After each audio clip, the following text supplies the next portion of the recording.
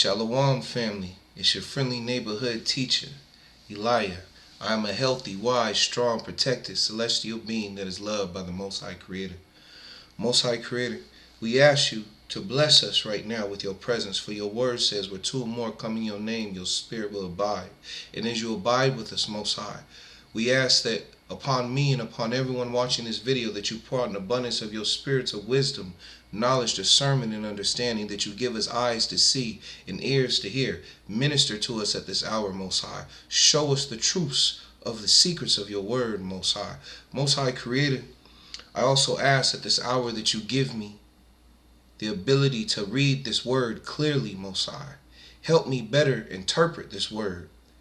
Help me better pronounce words, Most High. Help me not be so choppy when I read, Most High. Improve my reading skills, Most High, as we go through these books, Most High. In Yahushua's mighty name we pray. Ashe, Ashe, Ashe. Ugh, that was you know what? I'm not even gonna put myself down. Let's go ahead, family, and get to the reading. Well, no, first off, like I want to do from now on is like I told you in my last video, I close my eyes and I ask the Most High to give me a word first, and I open up my Bible to a page without looking, and wherever that page lands is the message that the Most High gives for me to read. Now, either this message is for me, it's for someone watching this video, or maybe it has something to do with what we're about to read. I don't know, but this is what came up when I closed my eyes and opened the book. So that's what we're going to do before we're going to read that, before we hop into the secret teachings of all ages. So let's go ahead and get started, family. So we reading from the book of Jasher or Yasher, and we starting from chapter 36 at verse 2. All right, let's get it in. Yaakov rose up with his sons and all belonging to him, and they went and came to Bethel according to the word of Yahuwah. And Yaakov was 99 years old when he went up to Bethel. And Yaakov and his sons and all the people that were with him remained in Bethel in Luz. And he there built an altar to Yahuwah, who appeared unto him. And Yaakov and his sons remained in Bethel 6 months. At that time died Deborah, the daughter of Uts, the nurse of Rivkah, who had been with Yaakov, and Yaakov buried her beneath Bethel under an oak that was there. And Rivkah, the daughter of Bethel, the mother of Yaakov, also died at that time in Chevron. The same is Kirat Arba. The same is Kirat Arba. And she was buried in the cave of Machpelah, which Avram had bought from the children of Cheth. And the life of Rivkah was 133 years, and she died. And when Yaakov heard that his mother Rivkah was dead, he wept bitterly for his mother, and made a great mourning for her, and for Deborah, her nurse beneath the oak.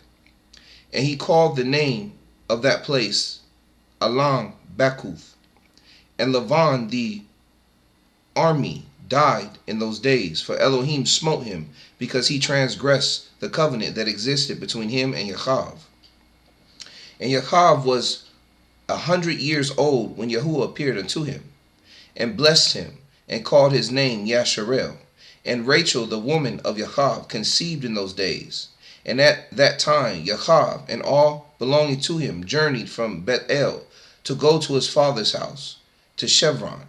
And while they were going on the road, and there was yet but a little way to come to Ephrath, Rachel bore a son, and she had hard labor, and she died. And Yaakov buried her in the way to Ephrath, which is Bet Leshem. And he set a pillar upon her grave, which is there unto this day. And the days of Rachel were 45 years, and she died.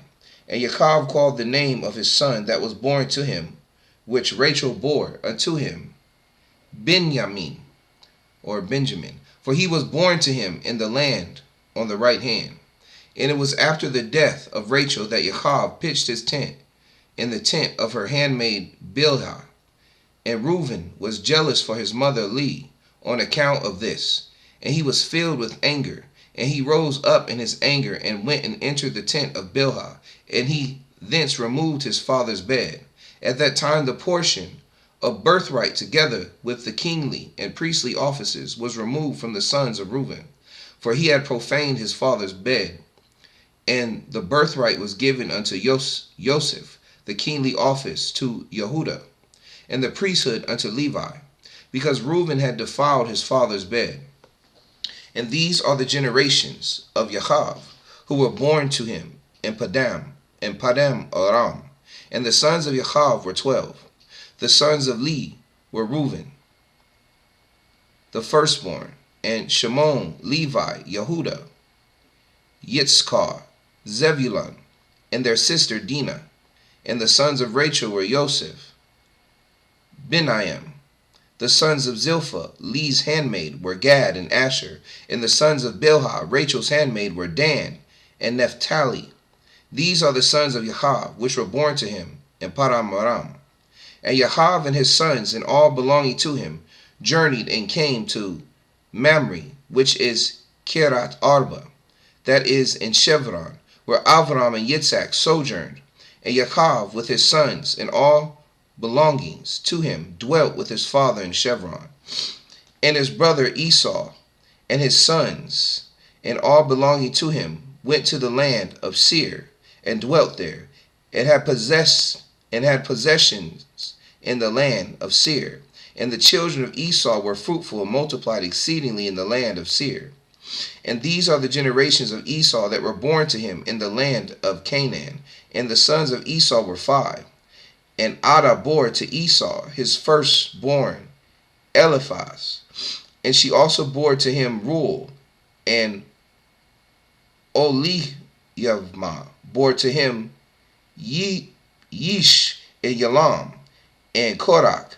These are the children of Esau, who were born to him in the land of Canaan. And the sons of Eliphaz, the son of Esau. And the sons of Eliphaz, the son of Esau, were Teman, Omar, Tespho, Gatam, Kenaz, and Amalek. And the sons of Reuel were Nachath, Zerach, Shema, and Mizah.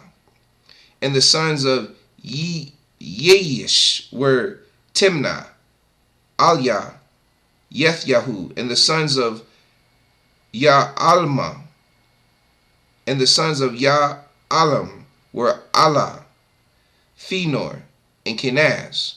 And the sons of Korach were Taman, Mitzvah, Migdiel, and Aram. These are the families of the sons of Esau according to their dukedoms in the land of Seir.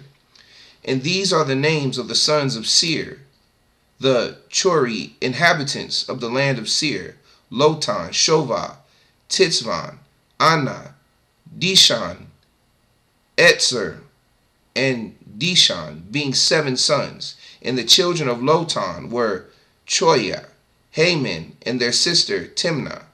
That is Timnah, who came to Yaakov and his sons, and they would not give ear to her. And she went and became a concubine to Eliphaz, the son of Esau, and she bore to him Amalek. And the sons of Shovel were Alian, Machath, Eval, Sephi, and Onam. And the sons of Tisvan were Aya and Anna. This was that Anna who found the Yamim in the wilderness when he fed the asses of Tisvan, his father. And while he was feeding his father's asses, he led them to the wilderness at different times to feed them. And there was a day that he brought them to one of the deserts on the seashore opposite the wilderness of the people. And while he was feeding them, behold, a very heavy storm came from the other side of the sea and rested upon the asses that were feeding there. And they all stood still. And afterward, about 120 great and terrible animals came out from the wilderness at the other side of the sea. And they all came to the place where the asses were, and they placed themselves there. And those animals, from their middle downward, were in the shape of the children of men. And from their middle upward, some had the likeness of bears, and some the likeness of the Kephons, with tails behind them from between their shoulders. reaching down to the earth like the tails of the douchfath. And these animals came and mounted and rode upon these asses, and led them away, and they went away unto this day. And one of these animals approached Anah, and smote him with his tail, and then fled from that place. And when he saw this work, he was exceedingly afraid of his life, and he fled and escaped to the city. And he related to his sons and brothers all that had happened to him. And many men went to seek the asses, but could not find them. And Anah and his brothers went no more to that place from that day following, for they were greatly afraid of their lives. And the children of Anah, the son of Seir, were Dishon, and his sister Oholibamah. And the children of Dishon were Hemdan, Eshban, Yithran, and Cheran. And the children of Etzer were Bilhah, Zavan, and Akan. And the children of Dishon were Uts and Aram. These are the families of the children of Seir, the Chori, according to their dukedoms in the land of Seir. And Esau and his children dwelt in the land of Seir, and Chori, the inhabitant of the land. And they had possession in it, and were fruitful, and multiplied exceedingly. And Yaakov and his children and all belonging to them dwelt with their father Yitzhak in the land of Canaan. And Yahuwah had commanded Avram their father. And in the 105th year of the life of Yaakov, that is the 9th year of Yaakov, dwelling with his children in the land of Canaan, he came from Padam Aram. And in those days Yaakov journeyed with his children. Oh, my bad, family. I forgot to switch it. I'm about done anyway at 37. So if y'all want to stop it and read it again, go ahead. And they dwelt there, for the children of Yaakov obtained good and fat pasture land for their cattle in the city of Shechem, the city of Shechem having been rebuilt. And there were in it about 300 men and women.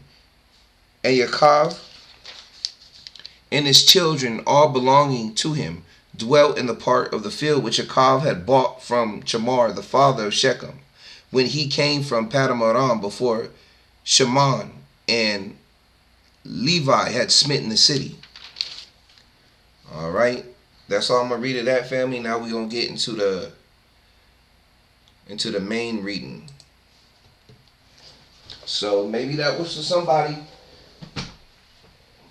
Who knows? But that's what the Most High gave me to read, and that's what I read. All right, so let's go ahead and get started on the secret teachings of all ages. Manly P. Hall.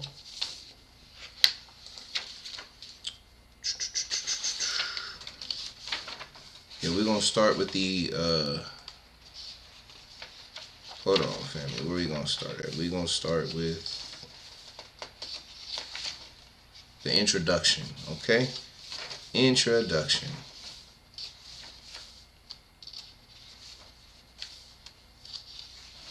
Okay. Let's go. Philosophy is the science of estimating values. The superiority of any state or substance over another is determined by philosophy. By assigning a position of primary importance to what remains, when all that is secondary has been removed, philosophy thus becomes the true index of priority or emphasis in the realm of speculative thought. The mission of philosophy, a priori, is to establish the relation of manifested things to their invisible ultimate cause or nature. Philosophy, writes Sir William Hamilton, has been defined as the science of things divine and human, and of the causes in which they are contained. Cicero, the science of effects by their causes. Hobbes, the science of sufficient reasons. Leibniz, the science of things possible, inasmuch as they are possible. Wolff, the science of things evidently deduced from first principles. Descartes, the science of truths, sensible and abstract. De Condillac, the application of reason to its legitimate objects. Tinman, the science of the relations of all knowledge to the necessary ends of human reason. Kant, the science of original form of the ego or mental self. Krug, the science of science. Fichte, the science of the absolute. Von Schelling, the science of the absolute indifference of the ideal and real.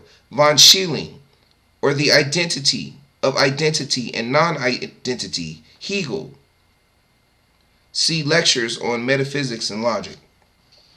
The 6 headings under which the disciplines of philosophy are commonly classified are metaphysics, which deals with such abstract subjects as cosmology, theology, and the nature of being. Logic, which deals with the laws of governing rational thinking, or as it has been called, the doctrine of fallacies. Ethics, which is the science of morality, individual responsibility, and character, concerned chiefly with an effort to determine the nature of good psychology, which is devoted to investigation and classification of those forms of phenomena referable to a mental origin. Epistemology, which is the science concerned primarily with the nature of knowledge itself and the question of whether it may exist in an absolute form. The aesthetics, which is the science of the nature of and the reaction awakened by the beautiful, the harmonious, the elegant, and the noble. Plato regarded philosophy as the greatest good ever imparted by divinity to man. In the 20th century, however, it has become a ponderous and complicated structure of arbitrary and irreconcilable notions, yet each substantiated by almost incontestable logic. The lofty theorems of the old academy, which Imblicus likened to the nectar and ambrosia of the gods, have been so adulterated by opinion, which Heraclitus declared to be a failing sickness of the mind, that the heavenly mead would now be quite unrecognizable to this great Neo-Platonist, convincing evidence of the increasing superficiality of modern scientific and philosophical thought is its persistent drift towards materialism. When the great astronomer Laplace was asked by Napoleon why he had not mentioned God in his Traité de la Mécanique Céleste, the mathematician naively replied, "Sire, I had no need for that hypothesis." In his treatise on atheism, Sir Francis Bacon tersely summarized the situation thus: "A little philosophy inclineth man's mind to atheism, but death in philosophy bringeth men's minds about to religion." The Metaphysics of Aristotle opens with these words: "All men naturally desire to know." To satisfy his common urge, the unfolding human intellect has explored the extremities of imaginable space without and the extremities of imaginable self within, seeking to estimate the relationship between the one and the all, the effect and the cause, nature and the groundwork of nature, the mind and the source of the mind, the spirit and the substance of the spirit, the illusion and the reality. An ancient philosopher once said, "He who has not even a knowledge of common things is a brute among men. He who has an accurate knowledge of human concerns alone is a man among brutes. But he who knows all that can be known by intellectual energy is a god among men." Man's status in the natural world is determined, therefore, by the quality of this thinking. He whose mind is enslaved to his bestial instincts is philosophically not superior to the brute. He whose rational faculties ponder human affairs is a man, and he whose intellect is elevated to the consideration of divine realities is already a demigod, for his being partakes of the luminosity with which his reason has brought him into proximity. In his encomium of the science of sciences, Cicero is led to exclaim, "O philosophy, life's guide, O searcher out of virtue, an expeller of vices. What could we in every age of men have been without thee? Thou hast produced. Oh yeah, I did change the name. Okay. Thou hast produced cities. Thou hast called men scattered about into the social enjoyment of life. In this age, the word philosophy has little meaning unless accompanied by some other qualifying term. The body of philosophy has been broken up into numerous isms, more or less antagonistic, which have become so concerned with the effort to disprove each other's fallacies that the sublimer issues of divine order and human destiny have suffered deplorable neglect. The ideal function of philosophy is to serve as a stabilizing influence in human thought. By virtue of its intrinsic nature, it should prevent man from ever establishing unreasonable codes of life. Philosophers themselves, however, have frustrated the ends of philosophy by exceeding in their wool gathering those untrained minds whom they are supposed to lead in the straight and narrow path of rational thinking. To list and classify any but the more important of the now recognized schools of philosophy is beyond the space limitations of this volume. The vast area of speculation covered by philosophy will be appreciated best after a brief consideration of a few of the outstanding systems of philosophic discipline which have swayed the world of thought during the last 26 centuries. The Greek school of philosophy had its inception with the 7 immortalized thinkers upon whom was first conferred the application of Sophos, the wise. According to Diogenes Laertius, these were Thales, Solon, Chalon, Pittacus, Bias, Cleobulus, and Periander. Water was conceived by Thales to be the primal principle or element upon which the earth floated like a ship, and earthquakes were the result of disturbances in this universal sea. Since Thales was an Ionian, the school perpetuating his tenets became known as the Ionic. He died in 546 BC and was succeeded by Anaximander, who in turn was followed by Aximenes, Anaxagoras, and Archelaus, with whom the Ionic school ended. Anaximander, differing from his master Thales, declared measureless and indefinable infinity to be the principle from which all things were generated. Anaximenes asserted air to be the first element of the universe, that souls and even the deity itself were composed of it.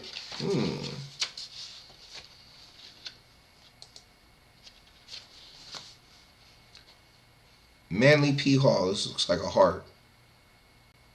Negative end vortex. Positive end torrent. Babbitt's atom. Babbitt's atom. From Babbitt's principles of light and color. Since the postulation of the atomic theory by Democritus, many efforts have been made to determine the structure of atoms and the method by which they unite.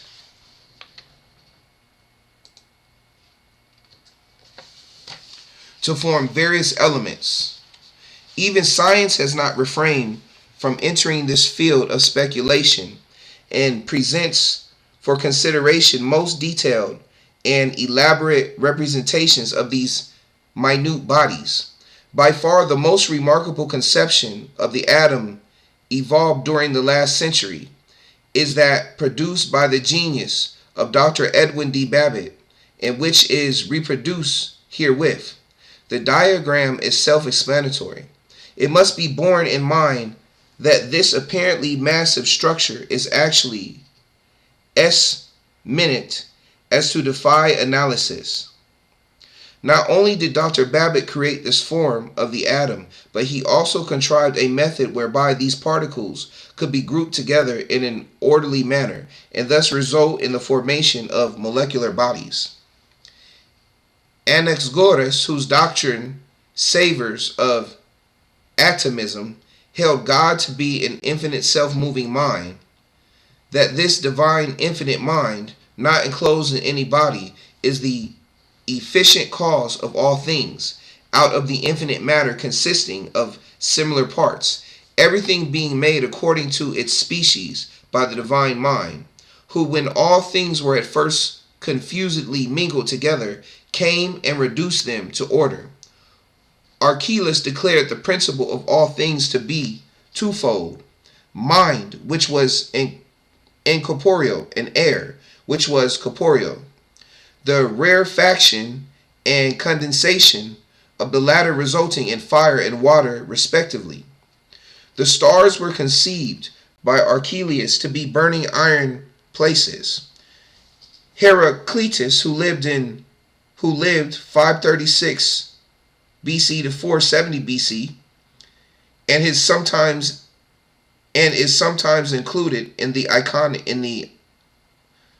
Ionic school, in his doctrine of change and eternal flux, asserted fire to be the first element and also the state into which the world would ultimately be reabsorbed. The soul of the world be regarded as an exhalation from its human parts, and he declared the ebb and flow of the sea to be caused by the sun. After Pythagoras of Samos, its founder, the Italic or Pythagorean school numbers among its most distinguished representatives Empedocles, Epicharmus, Arctas, Alcmenian, Hippasus, Philolaus, and Eudoxus. Pythagoras, 580 BC to 500 BC, conceived mathematics to be the most sacred and exact of all the sciences, and demanded of all who came to him for study a familiarity with arithmetic, music, astronomy, and geometry. He laid special emphasis upon the philosophic life as a prerequisite to wisdom. Pythagoras was one of the first teachers to establish a community wherein all the members were of mutual assistance to one another in the common attainment of the highest sciences. He also introduced the discipline of retrospection as essential to the development of the spiritual mind. Pythagoreanism may be summarized as a system of metaphysical speculation concerning the relationships between numbers and the causal agencies of existence. This school also first expounded the theory of celestial harmonics, or the music of the spheres. John Reuchlin said of Pythagoras that he taught nothing to his disciples before the discipline of silence, silence being the first rudiment of contemplation. In his Sophist, Aristotle credits Empedocles with the discovery of rhetoric. Both Pythagoras and Empedocles accepted the theory of transmigration, the latter saying, "A boy I was, then did a maid become, a plant, bird, fish, and in the vast sea swum." Arctas is credited with invention of the screw and the crane. Pleasure he declared to be a pestilence because it was opposed to the temperance of the mind. He considered a man without deceit to be as rare as a fish without bones. The Elatic sect was founded by Xenophon in 570 to 480 BC, who was conspicuous for his attacks upon the cosmologic and theogonic fables of Homer. And Hesiod. Xenophanes declared that God was one and incorporeal, in substance and figure round, in no way resembling man, that he is all sight and all hearing, but breathes not, that he is all things, the mind and wisdom, not generate, but eternal, impassible, immutable, and rational. Xenophanes believed that all existing things were eternal, that the world was without beginning or end, and that everything which was generated was subject to corruption. He lived to great age, and is said to have buried his son with his own hands. Parmenides studied under Xenophanes, but never entirely subscribed to his doctrines. Parmenides declared the senses to be uncertain and reason the only criterion of truth. He first asserted the earth to be round, and also divided its surface into zones of here and cold. Melusus, who is included in the Ellactic school, held many opinions in common with Parmenides. He declared the universe to be immovable because, occupying all space, there was no place to which it could be moved. He further rejected the theory of a vacuum in space. Zeno of Eliyah also maintained that a vacuum could not exist. Rejecting the theory of motion, he asserted that there was but one God, who was an eternal, ungenerated being. Like Xenophus, he conceived deity to be spherical in shape. Leucippus held the universe to consist of two parts, one full and the other a vacuum. From the infinite, a host of minute fragmentary bodies descended into the vacuum, where through continual agitation they organized themselves into spheres of substance. The great Democritus, to a certain degree, enlarged upon the atomic theory of Leucippus. Democritus declared the principles of all things to be twofold, atoms and vacuum. Both, he asserted, are infinite atoms in number, vacuum in magnitude. Thus all bodies must be composed of atoms or vacuum. Atoms possess two properties, form and size, both characterized by infinite variety. The soul, Democritus, also conceived to be atomic in structure and subject to dissolution with the body. The mind he believed to be composed of spiritual atoms. Aristotle intimates that Democritus obtained his atomic theory from the Pythagorean doctrine of the monad. Among the Eltics are also included Protagoras and Anaxagoras. Socrates, 469 to 399 BC, the founder of Socratic sect, being fundamentally a skeptic, did not force his opinions upon others, but through the medium of questioning caused each man to give expression to his own philosophy. According to Plutarch, Socrates conceived every place as appropriate for reaching, in that the whole world was a school of virtue.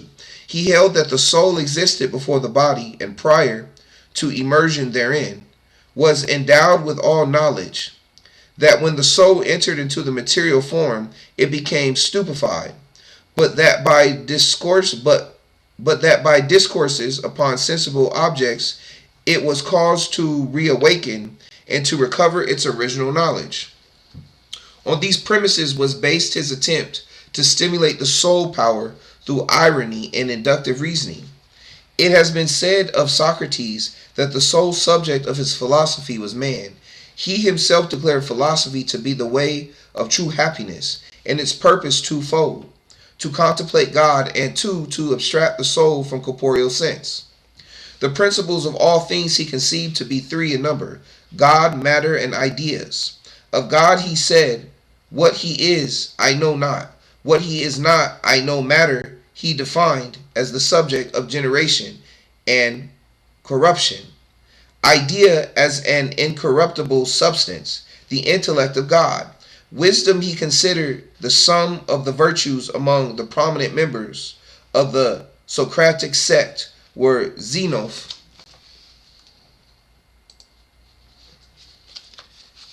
Aeschines, Crito, Simon, Glauco, Seamus, and Cebus.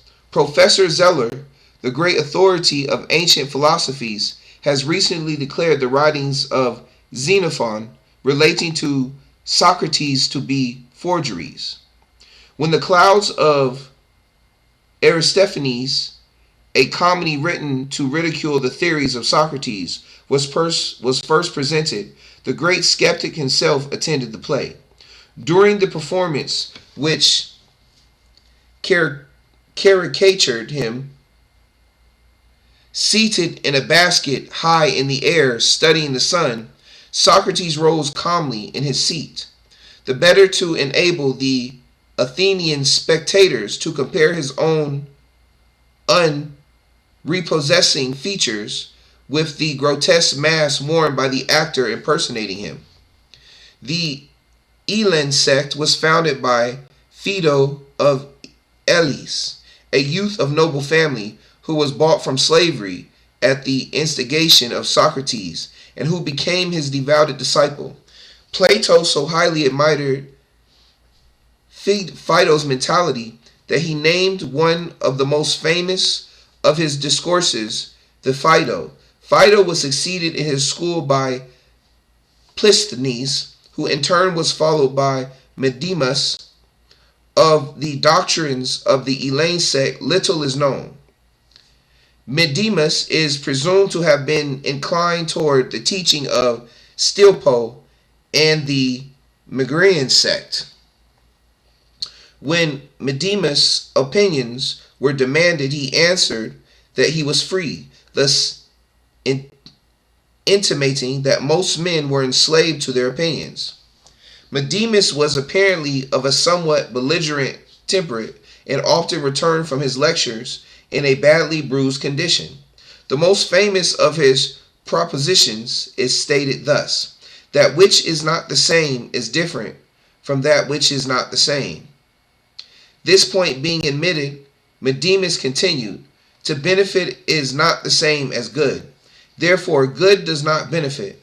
After the time of Medemus, the Elan sect became known as the Eretrian.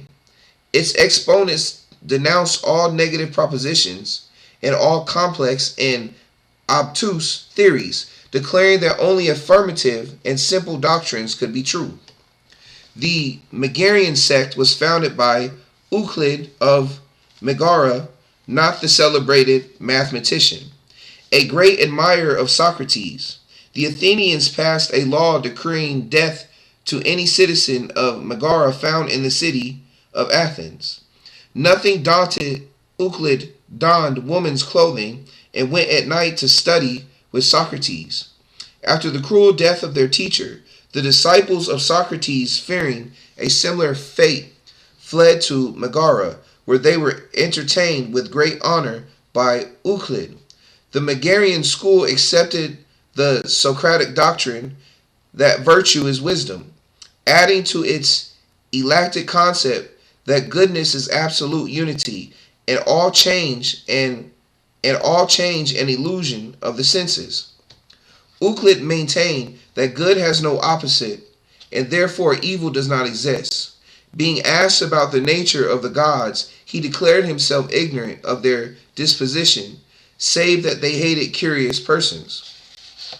The Megarians are occasionally included among the dialectic philosophers. Euclid, who died in 374 BC, was succeeded in his school by Euclides, among whose disciples were Alexinus and Apollonius Cronus.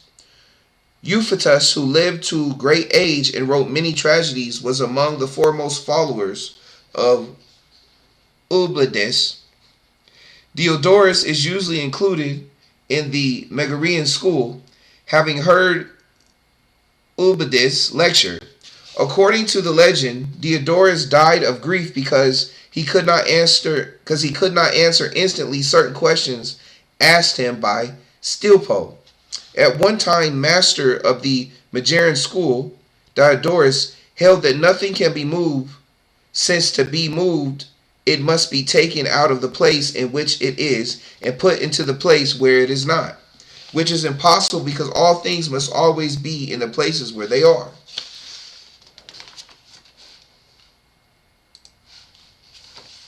Plato. From Thomson's Recul des Figures, groups Hermes, Fontaines, Vas et autres ornaments. Plato's real name was Aristocles. When his father brought him to study with Socrates, the great skeptic, declared that on the previous night he had dreamed of a white swan, which was an omen that his new disciple was to become one of the world's illumined. There is a tradition that the immortal Plato was sold as a slave by the king of Sicily. The Cynics were a sect founded by Antisthenes of Athens in 444-365 BC.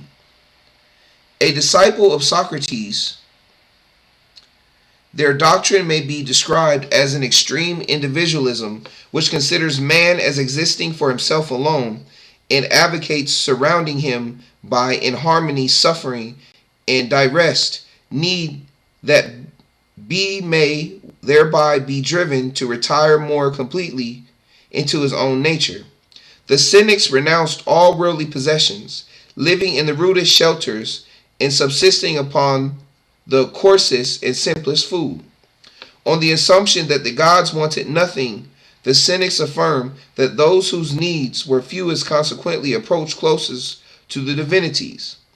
Being asked what he gained by a life of philosophy, Antisthenes replied that he had learned how to converse with himself. Diogenes of Sinope is remembered chiefly for the tub of the Metrum, which for many years served him as a home. The people of Athens loved the beggar philosopher, and when a youth in jest bored holes in the tub, the city presented Diogenes with a new one and punished the youth. Diogenes believed that nothing in life can be rightly accomplished without exhortation. He maintained that everything in the world belongs to the wise, a declaration which he proved by the following logic. All things belong to the gods. The gods are friends to wise persons. All things are common amongst friends. Therefore, all things belong to the wise. Among the Cynics are Monimus, Acerictus, Crates, Metrocles, Hipparchia, who married Crates, Menippus, and Medemus. The Cyrenaic sect founded by Aristippus of Cyrene between 435 and 356 BC promulgated the doctrine of hedonism. Learning of the fame of Socrates, Atrippus journeyed to Athens and applied himself to the teachings of the great skeptic Socrates.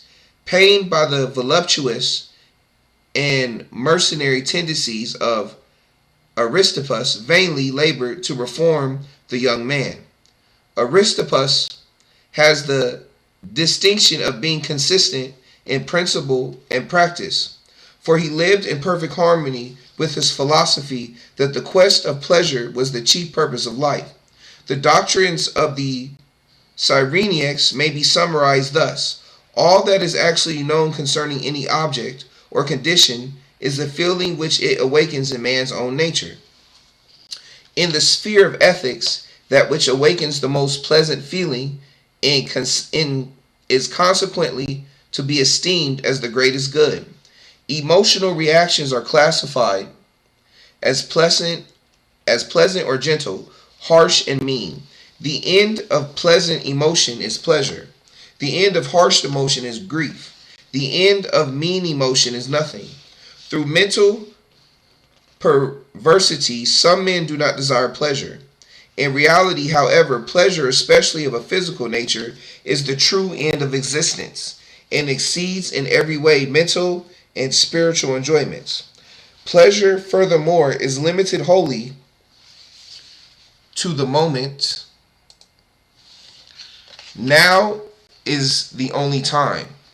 The past cannot be regarded without regret, and the future cannot be faced without misgiving. Therefore, neither is conducive to pleasure. No man should grieve, for grief is the most serious of all diseases. Nature permits man to do anything he desires. He is limited only by his own laws and customs. A philosopher is one free from envy, love, and superstition, and whose days are one long round of pleasure.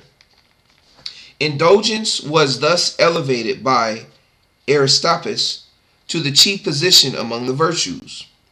He further declared philosophers to differ markedly from other men, and that they alone would not change the order of their lives if all the laws of men were abolished. Among prominent philosophers influenced by the Cyrenic doctrines were Hegesias, Anaxagoras, Theodorus, and Bion. The sect of the academic philosophers instituted by Plato between 427 and 347 BC was divided into three major parts: the Old, the Middle, and the New Academy. Among the old academics were Speusippus, Xenocrates, Polemon, Crates, and Crantor. Aristoteles instituted the Middle Academy, and Carneades found the New. Chief among the masters of Plato was Socrates. Plato traveled widely and was initiated by the Egyptians into the profundities of Hermetic philosophy. He also derived much from the doctrines of the Pythagoreans. Cicero describes the threefold constitution of Platonic philosophy as compromising ethics, physics, and dialectics. Plato defined good as threefold in character: good in the soul expressed through the virtues, good in the body expressed through the symmetry and endurance of the parts, and good in the external world expressed through social position and companionship. In the book of Speusippus on Platonic definitions, the great Plotinus thus defines God, a being that lives immortally by means of himself alone, sufficing for his own blessedness, the eternal essence, cause of his own goodness. According to Plato, the one is the term most suitable for defining the absolute, since the whole precedes the parts, and diversity is dependent on unity, but unity not on diversity. The one, moreover, is before being, for to be is an attribute or condition of the one. Platonic philosophy is based upon the postulation of three orders of being: that which moves unmoved, that which is self-moved, and that which is moved. That which is immovable but moves is anterior to that which is self-moved, which likewise is anterior to that which it moves. That in which motion is inherent cannot be separated from its motive power.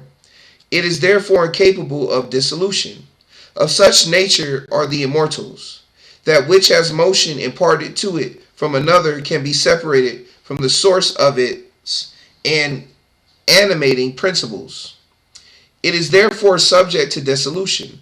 Of such nature are mortal beings. Superior to both the mortals and the immortals is that condition which continually moves yet itself is unmoved. To this constitution, the power of abundance is inherent.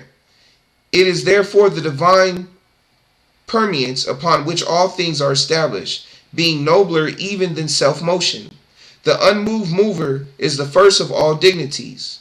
The Platonic discipline was founded upon the theory that learning is really reminiscent, or the bringing into objectivity of knowledge formerly acquired by the soul in a previous state of existence. At the entrance of the Platonic school in the academy were written the words, "Let none ignorant of geometry enter here." After the death of Plato, his disciples separated into two groups. One, the academics, continued to meet in the academy where once he had presided. The other, the Peripatetics, removed to the Lyceum under the leadership of Aristotle between 384 and 322 BC. Plato recognized Aristotle as his greatest disciple, and according to Philoponus, referred to him as the mind of the school. If Aristotle were absent from the lectures, Plato would say, intellect is not here. Of the prodigious genius of Aristotle, Thomas Taylor writes in his introduction to the Metaphysics, when we consider that he was not only well acquainted with every science, as his works abundantly evince, but that he wrote on almost every subject which is comprehended in the circle of human knowledge, and this with matchless accuracy and skill, we know which to admire most. We know not which to admire most, the penetration or extent of his mind, or the philosophy of Aristotle. The same author says, the end of Aristotle's moral philosophy is perfection through the virtues, and the end of his contemplative philosophy and union with the one principle of all things. The problem of diversity, from Kitcher's Ars Magna City. In the above diagram, Kitcher arranges 18 objects in two vertical columns, and then determines the number of arrangements in which they can be combined. By the same method, Kircher further estimates that 50 objects may be arranged in 1, 273, 726, 838, 815, 420, 339, 851, 343, 083, 767, 005, 515, 293, 749, 454, 795, 408, 000, 000, 000 combinations. From this, it will be evident that infinite diversity is possible, for the countless parts of the universe may be related to each other in an incalculable number of ways, and through the various combinations of these limitless subdivisions of being, infinite individuality and infinite variety must inevitably result. Thus, it is further evident that life can never become monotonous or exhaust the possibilities of variety. Aristotle conceived philosophy to be twofold, practical and theoretical. Practical philosophy embraced ethics and politics. Theoretical philosophy, physics and logic. Metaphysics he considered to be the science concerning that substance which has the principle of motion and rest inherent to itself. To Aristotle, the soul is that by which man first lives, feels, and understands. Hence, to the soul, he assigned three faculties: nutritive, sensitive, and intellective. He further considered the soul to be twofold, rational and irrational, and in some particular elevated, in some particulars elevated the sense perceptions above the mind. Aristotle defined wisdom as the science of first causes. The four major divisions of his philosophy are dialectics, physics, ethics, and metaphysics. God is defined as the first, moreover, the best of beings, an immovable substance, separate from sensible things, void of corporeal quantity, without parts and indivisible. Platoism is based upon a priori reasoning. Aristotelism upon a posterior reasoning. Aristotle taught his pupil Alexander the Great to feel that if he had not done a good deed, he had not reigned that day. Among his followers were Theophrastus, Strato, Lyco, Aristo, Crystallus, and Diodorus. Forgive me real quick. Hold on real quick, family. 1 second.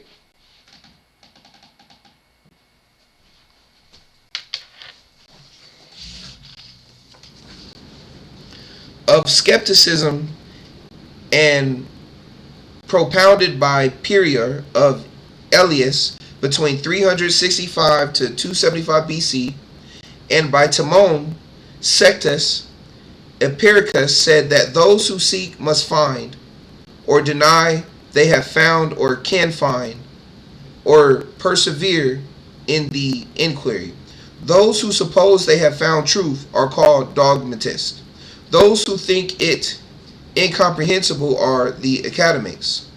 Those who still seek are skeptics. The attitude of skepticism towards the knowable is summed up by Sextus Empiricus in the following words: but the chief ground of skepticism is that to every reason there is an opposite reason, equivalent, which makes up forbear to dogmatize.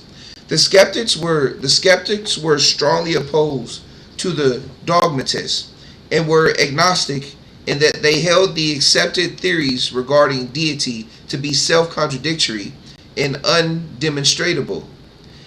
How, asks the skeptic, can we have indubitate knowledge of God, knowing not his substance, form, or place? For while philosophers disagree irreconcilably on these points, their conclusions cannot be considered as undoubtedly true. Since absolute knowledge was considered unattainable, the skeptics declared the end of their discipline to be in opinionatives, in disturbance, in impulsives, moderation, and disquietives, suspension. The sect of the Stoics was founded by Zenos between 340 and 265 BC. The Citian, who studied under Crates, the Cynic, from which sect the Stoics had their origin. Zeno was succeeded by Clinthus, Crispus, Zeno of Tarsus, Diogenes, Antipas, Pantaeus, and Posidonius. Most famous of the Roman Stoics are Epictetus and Marcus Aurelius. The Stoics were essentially pantheists, since they maintained that as there is nothing better than the world is God. Zeno declared that the reason of the world is diffused throughout it as seed. Stoicism is a materialistic philosophy enjoining voluntary resignation to natural law. Chrysippus maintained that good and evil being contrary, both are necessary since each sustains the other.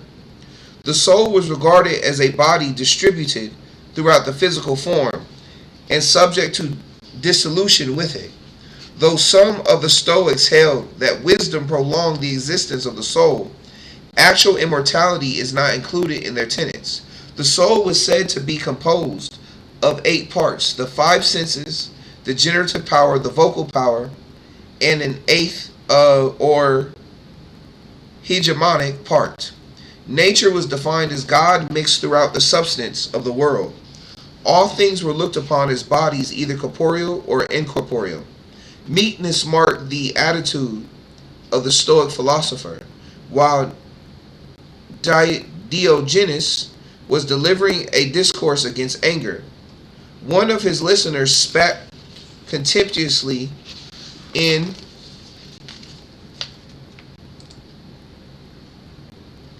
his face.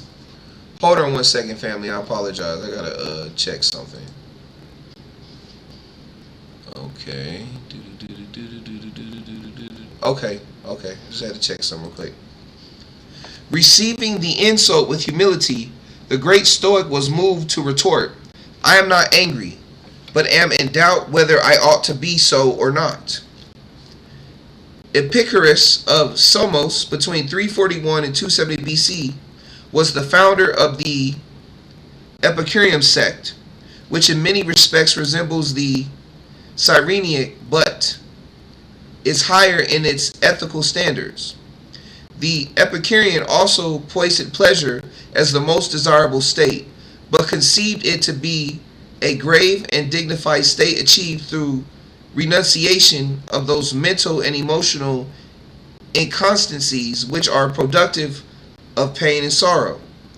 Epicurus held that as the pains of the mind and soul are more grievous than those of the body, so the joys of the mind and soul exceed those of the body. The Cyrenaics asserted pleasure to be dependent upon action or motion. The Epicureans claimed rest or lack of action to be equally productive of pleasure. Epicurus accepted the philosophy of Democritus concerning the nature of atoms and based his physics upon this theory. The Epicurean philosophy may be summed up in four canons. Sense is never deceived, and therefore every sensation and every perception of an appearance is true. Opinion follows upon sense and is superadded to sensation and capable of truth or falsehood. All opinion attested or not contradicted by the evidence of sense is true. An opinion contradicted or not attested by the evidence of sense is false. Among the Epicureans of note were Metrodorus or Lampsacus, Zeno of Sidon, and Freitas. Eclecticism may be defined as the practice of choosing apparently irreconcilable doctrines from an antagonistic schools and constructing therefrom a composite philosophic system in harmony with convictions of the eclectic himself. Eclecticism can scarcely be considered philosophically or logically sound, for as individual schools arrive at their conclusions by different methods of reasoning, so the philosophic product of fragments from these schools must be necessarily be built upon the foundation of conflicting premises. Eclecticism accordingly has been designated the layman's cult. In the Roman Empire, little thought was devoted to philosophic theory. Consequently, most of its thinkers were of the eclectic type. Cicero is the outstanding example of early eclecticism, for his writings are a veritable potpourri of invaluable fragments from earlier schools of thought. Eclecticism appears to have had its inception at the moment when men first doubted the possibility of discovering ultimate truth. Observing all so-called knowledge to be more opinion at best, the less studious furthermore concluded that the wiser course to pursue was to accept that which appeared to be the most reasonable of the teachings of any school or individual. From this practice, however, arose a pseudo broad-mindedness devoid of the element of preciseness found in true logic and philosophy. The Neo-Pythagorean school flourished in Alexandria during the first century of the Christian era.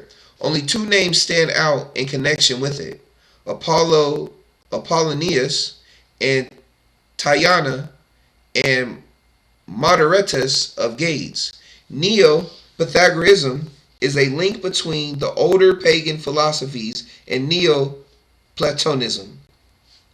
Like the former, it contained many exact elements of thought derived from Pythagoras and Plato. Like the latter, it emphasized metaphysical speculation and ascetic habits.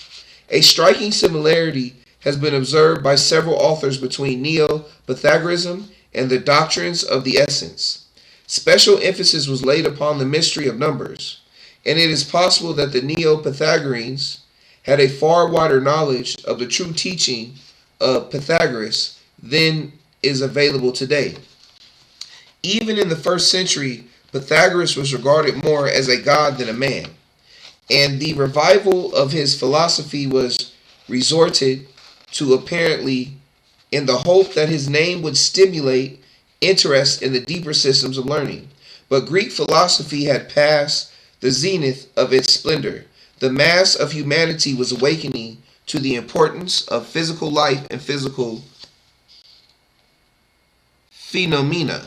I think that's what that is. No, it's not phenomena. Anyway, the emphasis upon earthly affairs, which began to assert itself later, reached maturity of expression in 20th century materialism and commercialism, even though Neoplatonism was to intervene in many centuries past before this emphasis took definite form.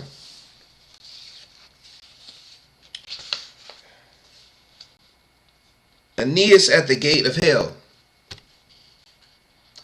From Virgil's Aeneid, Dryden's translation. Virgil describes part of the ritual of a Greek mystery, possibly the Eleusinian, in his account of the descent of Enos to the gate of hell under the guidance of the Sibyl of that part of the ritual portrayed above. The immortal poet writes, "Full in the midst of this infernal road, an elm displays her dusky arms abroad. The god of sleep there hides his heavy head, and empty dreams on every leaf are spread, of various forms unnumbered, specters more, centaurs and double shapes besiege the door. Before the passage horrid Hydra stands, and Briareus with all his 100 heads, Gorgons, Geryon with his triple frame, and vain Chimera vomits empty flame. The chief unsheaths his shining steel prepared.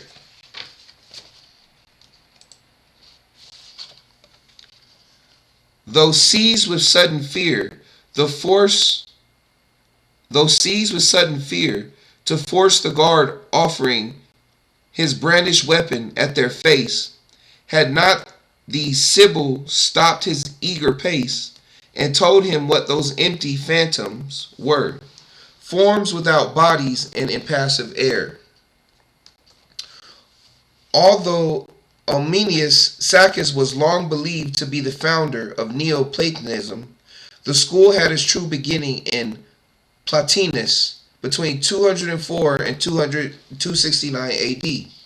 Prominent among the Neoplatonists of Alexandria, Syria, Rome, and Athens were Porphyro, Emplicus, Salutes, and Emperor Julian, Plutarch, and Proclus.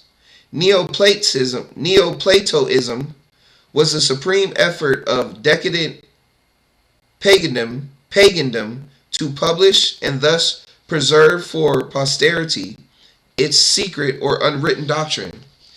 In its teaching, ancient idealism found its most perfect expression. Neoplatonism was concerned almost exclusively with the problem of higher metaphysics. It recognized the existence of a secret and all-important doctrine, which from the time of the earliest civilizations had been concealed within the rituals, symbols, and allegories of religions and philosophies. To the mind unacquainted with its fundamental tenets, Neoplatonism may appear to be a mass of speculation interspersed with extravagant flights of fancy. Such a viewpoint, however, ignores the institution of the mysteries, those secret schools into whose profundities of idealism nearly all of the first philosophers of antiquity were initiated. When the physical body of a pagan thought collapsed, an attempt was made to resurrect the form by instilling new life into it by the unveiling of its mystical truths. This effort apparently was barren of results. Despite the antagonism, however, between pristine Christianity and Neoplatonism, many basic tenets of the latter were accepted by the former and woven into the fabric of patricic philosophy. Briefly described, Neoplatonism is a philosophic code which conceives every physical or concrete body of doctrine to be merely the shell of a spiritual variety which may be discovered through meditation and certain exercises of a mystic nature. In comparison to the esoteric spiritual truths which they contain, the corporeal bodies of religion and philosophy were considered relatively of little value. Likewise, no emphasis was placed upon the material sciences. The term patristic is employed to designate the philosophy of the father of the early Christian church. Patristic philosophy is divided into two general epochs, ante-Nicene and post-Nicene. The ante-Nicene period in the main was devoted to attacks upon paganism and to apologies and defenses of Christianity. The entire structure of pagan philosophy was assailed and the dictates of faith elevated above those of reason. In some instances, efforts were made to reconcile the evident truths of paganism with Christian revelation. Eminent among the ante-Nicene fathers were Saint Irenaeus, Clement of Alexandria, and Justin Martyr. In the post-Nicene period, more emphasis was placed upon the unfoldment of Christian philosophy along with Platonic and Neoplatonic lines, resulting in the appearance of many strange documents of a lengthy, rambling, and ambiguous nature, nearly all of which were philosophically unsound. The post-Nicene philosophers included the Athanasius, Gregory of Nyssa, and Cyril of Alexandria. The Patristic school is notable for its emphasis upon the supremacy of man throughout the universe.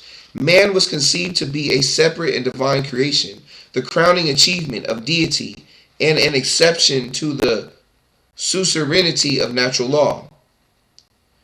To the patristics, it was inconceivable that there should ever exist another creature so noble, so fortunate, or so able as man, for whose sole benefit and edification all the kingdoms of nature were primarily created. Patristic philosophy culminated in Augustinism, which may best be defined as Christian Platonism, opposing the Pelagian doctrine that man is the author of his own salvation. I'm going to stop right there, family. Woo, that was a rough read. I apologize, family. Look, this is just a rough read, yo. I'm not. Now, let me keep going. I'm going to finish this last paragraph. Augustinism elevated the church and its dogmas to a position of absolute infallibility, a position which is successfully maintained until the Reformation. Gnosticism, a system of Emancipanism, interpreting Christianity in terms of Greek, Egyptian, and Persian metaphysics, appeared in the latter part of the first century of the Christian era. Practically all the information extant regarding the Gnostics and their doctrines, stigmatized as heresy by the ante-Nicene Church Fathers, is derived from the accusations made against them, particularly from the writings of Saint Irenaeus in the 3rd century. Appeared Machism, a dualistic system of Persian origin, which taught that good and evil were forever contending for universal supremacy. In mechanism, Christ is conceived to be the principle of redeeming good in contradictions to the man Jesus, who was viewed as an evil personality. All right, I'm done right there, family. I'm done for now. We gonna hop back in this another time. I am a healthy, wise, strong, protected, celestial being that is loved by the Most High Creator. Family, I apologize again for that rough reading, but we gonna make it through. And I got it on the screen too. So like I said, if you want to go back and read it yourself, hey, be my guest. Be blessed, family. Shalom.